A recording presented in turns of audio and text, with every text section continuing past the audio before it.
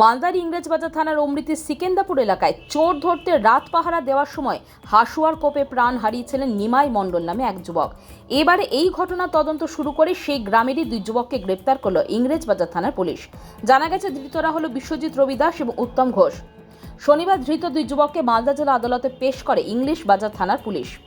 Police সূত্রে জানা গেছে রাত পাহারার সময় ধৃত ওই দুই যুবক ভুলবশত নিমাই মণ্ডলকে হাসুয়া দিয়ে কুপিয়ে ফেলে।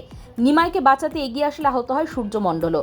পরে অভিযুক্তরা ঘটনার মোড় অন্যদিকে ঘোরাতে ষড়যন্ত্র করে গ্রামবাসীদের ভুল বুঝিয়ে তাদের সাথে নিয়ে রাস্তা অবরোধ করে। এই রাস্তা অবরোধকে ঘিরে বুধবার সকালে রণক্ষেত্রের চেহারা নিয়েছিল মালদার অমৃতি এলাকা।